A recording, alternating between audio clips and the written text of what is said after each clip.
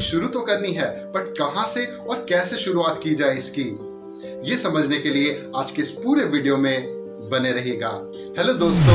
मैं विवेक हतराज, फाउंडर और क्रिएटर किसान बिजनेस क्लिनिक। तो आपको फार्मिंग स्टार्ट करने से लेके जो भी सवालात थे, इस 2 पार्ट वीडियो सीरीज के माध्यम से हमने एड्रेस करने की कोशिश की है। तो पहले पार्ट में यहाँ पे हमारे जो ऑनलाइन ट्रेनिंग प्रोग्राम के जो स्टूडेंट है अर्पित जी, वो आपको बताएंगे कि उनका पर्सनल एज ए यूजर तजुर्बा या एक्सपीरियंस कैसा रहा, और इसके माध्यम से आपको उन सारे सवाल जो इनके भी जहन पे चल रहे थे, या फिर वो भी अनजान सवाल जो आपके जहन पे बैठे कहीं ना कहीं आपको तंग कर रहे थे, तो वो सारे जवाब हो सकता है इस पहले ही पार्ट के वीडियो के माध्यम से आपको मिल जाए। तो पहले तो ये था कि भाई मुझे बस आइडिया था कि मुझे फार्मिंग करनी, एक सस्टेनेबल वे ऑफ फार्मिंग करनी है। तो उसके बारे में जिसको बोलते हैं ना ख्याली पुलाव बनाना, कि मैं ये पेड़ उगाऊंगा, मैं ये सब्जियां उगाऊंगा, मैं वो धान उगाऊंगा, मैं ये भी करूंगा, मैं वो भी करूंगा, मैं ऐसे करूंगा, वैसे करूंगा। तो वो सारे आइडिया फॉर्म में तो थे कि वो सब लुभावनी चीजें दिखाई तो देती थी कि मेरे को यही चीज करनी है, लेकिन वो कैसे करनी है वो उसका सवाल का जवाब मेरे पास था ही नहीं। बस वो करनी है, इतना ही था। एक डाउट था, बिकॉज मैंने इतना इंटरनेट पर सर्च आउट करा था, यूट्यूब के वीडियोस देखे थे, तो एक बैक ऑफ द माइंड एक थोड़ा सा डर बना था कि भाई अगर मैं इनके ट्रेनिंग प्रोग्राम से जुड़ भी गया, मैंने पैसे दे दिए, फिर ऐसा तो नहीं कि भाई मैं इनसे जो मेरे को एक्चुअली में आउटपुट चाहिए, जो मेरे को एक्सपेक्टेशन है, वो एक्सपेक्टेशन फुलफिल ना हो। भाई बाकी मैंने यूट्यूबर्स के और ट्रेनर्स के वीडियोस देखे थे, तो उनसे उतनी कनेक्टिविटी मेरी नहीं बैठ पा रही थी कि भाई वो फिलोसॉफिकल लेवल पे, एक आइडिया लेवल पे या कंसेप्चुअल लेवल पे तो वो ठीक है, वो सही बात कर रहे थे और अपने हिसाब से वो सिखा रहे थे, मगर एक कनेक्टिविटी होती है ना, तो वो नहीं बैठ पा रही थी। तो वो कनेक्टिविटी जब मेरे पास किसान बिजनेस क्लिनिक के साथ बैठी, तो एक सेल्फ डाउट आ गया कि कहीं ऐसा तो नहीं हो कि भाई मैं इनके ट्रेनिंग प्रोग्राम में एनरोल करूँ और इधर भी ऐसा सिर्फ ऊपर से अच्छा दिखाने के लिए बोला जाए, और फिर अंदर जब ट्रेनिंग प्रोग्राम में एनरोल करें तो एक्चुअली में कुछ हो नहीं, वो सिर्फ हवाबाजी हो जिसको बोलते हैं। तो वो एक सेल्फ डाउट था। वो सेल्फ डाउट से मुझे मतलब बड़ा अच्छा है कि मैं गलत साबित हुआ और वो सेल्फ डाउट से ओवरकम किया मैंने, और ट्रेनिंग प्रोग्राम में एनरोल करा, और I am very happy with my decision of enrolling myself into this training program. मैं एक नॉन फार्मिंग बैकग्राउंड से हूँ और मुझे एक फार्मिंग बैकग्राउंड में आना है, या कोई भी सेक्टर की हम बात करें, अगर मैं ए सेक्टर से बी सेक्टर में आ रहा हूँ, तो शुरुआत कहाँ से करनी है, स्टार्टिंग पॉइंट कहाँ से करना है, वो एक बहुत बड़ा चैलेंज होता है। और बिकॉज मैं ऑलरेडी एक कॉर्पोरेट सेक्टर से आ रहा था, तो मेरे को पता है कि वहाँ पे प्रोफेशनलिज्म के क्या मायने हो रहे थे, तो वही प्रोफेशनलिज्म मैं फार्मिंग सेक्टर में भी कैरी ऑन करना चाहता था। बिकॉज मैं बाकी फार्मर्स को भी देख रहा हूँ, हम लोग कई सालों से देख रहे हैं, मतलब 7 सालों से भी नहीं, दशकों से देख रहे हैं कि बिकॉज वहाँ पे लैक ऑफ प्रोफेशनलिज्म है, तो उसकी वजह से फार्मरों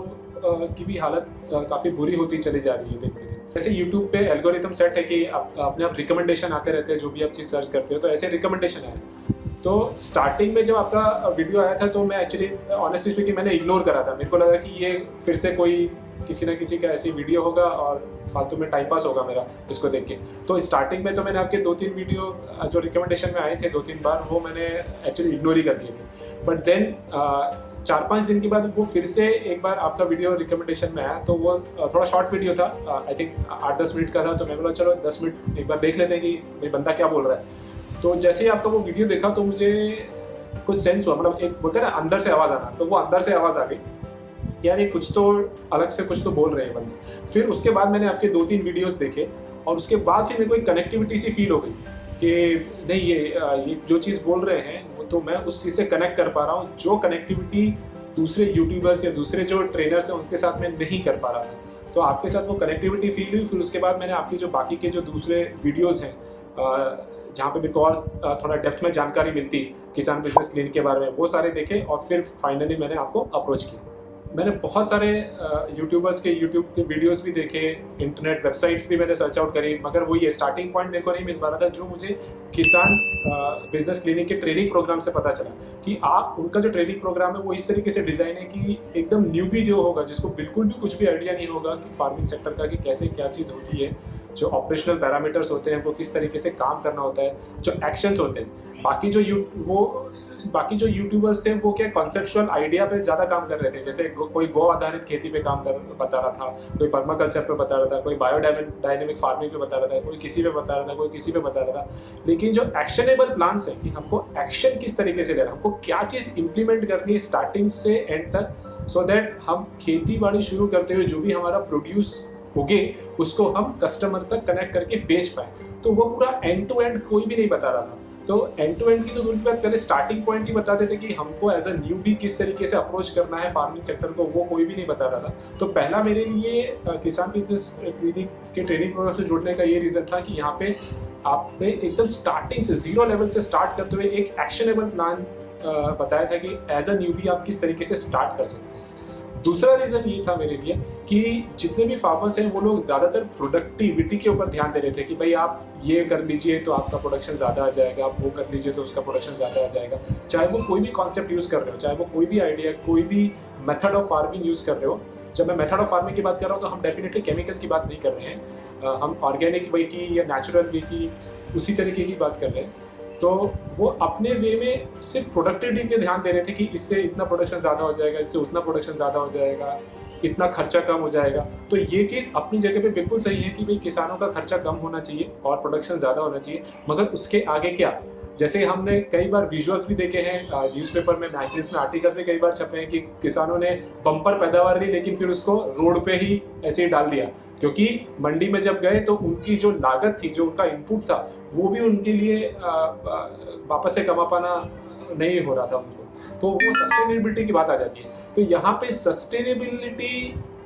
का भी बड़ा एक इशू हो रहा था। तो दूसरा पॉइंट मुझे ये लगा कि प्रोडक्टिविटी तो ठीक है, लेकिन आप इसको अपने कंज्यूमर्स तक कैसे कनेक्ट करेंगे, आप उसको किस तरीके से अच्छे से मार्केट करेंगे, सेल आउट करेंगे, सो दैट आप एज अ किसान सस्टेनेबल हो सके। तो ये दूसरा पॉइंट था जहाँ पे किसान बिजनेस क्लिनिक के ट्रेनिंग प्रोग्राम में जुड़ के मुझे पता चला कि भाई आप जब भी प्रोड्यूस देते हैं तो किस तरीके से आपको उसको मार्केट करना है, आपको कस्टमर के साथ कनेक्ट करना है, सो दैट आप एटलीस्ट सस्टेनेबल तो हो जाए। एक बार सस्टेनेबल हो गए फिर आप प्रॉफिटेबिलिटी की तरफ आगे बढ़ सकते हैं, लेकिन अगर आप सस्टेनेबल ही नहीं होंगे तो प्रॉफिटेबिलिटी की तरफ कैसे आप आगे बढ़ेंगे। और तीसरा मुख्य कारण ये था कि अगेन जो भी दूसरे गुरुज थे वो रेगुलरिटी ऑफ प्रोड्यूस के बारे में नहीं बता रहे थे। जैसे फॉर एग्जांपल, अगर आज मैं किसान और मैं किसी कस्टमर के साथ जुड़ना चाहता हूँ, तो अगर मैंने एक ही बार में 100 किलो टमाटर उगा के दे दिए तो भाई 100 किलो तो कस्टमर खाएगा नहीं ना। उसको तो भाई एक दिन में शायद आधा किलो चाहिए होगा टमाटर या 250 ग्राम टमाटर चाहिए होगा, तो वो बेचारा बाकी के टमाटरों का क्या करेगा। अब उसको हर दिन अगर आधा आधा किलो टमाटर चाहिए तो मुझे उसको हर दिन आधा आधा किलो टमाटर के हिसाब से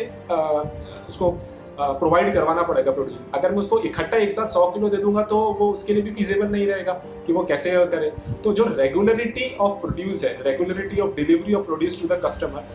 वो भी कहीं ना कहीं दूसरे जो यूट्यूबर्स हैं, जो ट्रेनर्स हैं, उसके बारे में बात नहीं कर रहे थे या उस तरफ उन्होंने ध्यान नहीं दिया था। जो यहाँ पे इनके किसान बिजनेस क्लिनिक के ट्रेनिंग प्रोग्राम में जुड़ के एक यूनिक सेलिंग पॉइंट था इनका कि ये भाई जो भी आप प्रोड्यूस कर रहे हो एज अ फार्मर, आप अपने कस्टमर को ध्यान में रख के प्रोड्यूस करिए, नॉट एज अ फार्मर को ध्यान में रख के कंज्यूमर करेगा। तो आप जो कस्टमर को ध्यान में रख के अपना प्रोड्यूस की रेगुलरिटी लाएंगे तो एक आपका घनिष्ठ संबंध भी बन जाएगा कंज्यूमर्स के साथ में, और उनको रेगुलरिटी भी मिलेगी। तो वो एक आपके लंबी रेस का घोड़ा हो, उस तरीके से आप अपना काम करेंगे कि भाई आप थोड़ा थोड़ा करके उनके साथ कनेक्ट होते चले जाएंगे, और एक बार वो अच्छे से कनेक्ट हो गए, आपने अपनी प्रोसेस रेगुलरिटी ला दी, तो फिर बाद में वो कस्टमर भी कहीं नहीं जाने वाला। तो एक पहला पॉइंट तो जब था मेरा कि भाई स्टार्टिंग पॉइंट कि भाई कहाँ से शुरुआत करनी है एक न्यूबी को एज अ फार्मर। दूसरा था कि आपकी प्रोडक्टिविटी पे ध्यान ना देते हुए उसके मार्केटिंग और सेलिंग पे भी ध्यान देना। और तीसरा था रेगुलरिटी ऑफ प्रोड्यूस किस तरीके से प्रोवाइड करनी आती है। तो ये जो 3 पॉइंट थे जो किसान बिजनेस क्लिनिक के ट्रेनिंग प्रोग्राम को बाकी यूट्यूबर्स या बाकी ट्रेनर्स के प्रोग्राम से अलग बताते हैं। अगर आप दिल से चाहते हैं, एकदम जिसको बोलते हैं ना, दिल से अगर चाहते हैं कि फार्मिंग सेक्टर में आना और फार्मिंग से जुड़ना चाहते हैं, और अगर आपके पास कोई गाइडेंस नहीं है, कोई मेंटर नहीं है, या कोई आपको मिल नहीं रहा है जो आपको एक्चुअली में वो ट्रांजिशन कर सके, अभी आप जो भी काम कर रहे हैं या पढ़ाई कर रहे हैं तो पढ़ाई कर रहे हैं, अगर आप कोई दूसरा काम कर रहे हैं या व्यवसाय कर रहे हैं, वहाँ से अगर आप फार्मिंग के साथ जुड़ना चाहते हैं या फार्मिंग को एज अ करियर भी लेना चाहते हैं, तो उसको प्रोफेशनल वे में कीजिए, जिसको बोलते हैं ना, एक लीप ऑफ फेथ लीजिए, और डेफिनेटली ये आपके लाइफ के बहुत ही अच्छे डिसीजंस में से एक होने वाला है अगर आप ये चीज़ करते हैं तो बिना झिझक इसको करिए। मैं इसलिए बोल रहा हूँ बिना झिझक क्योंकि मैं भी आपके एंड पे था, मैं भी उसी जगह पे खड़ा था जहाँ पे शायद आप सोच रहे होंगे कि करें कि ना करें, दुविधा में होंगे। तो प्लीज़ आप इसको ज्वाइन करिए, ये आपके लिए बहुत अच्छा आने वाला है।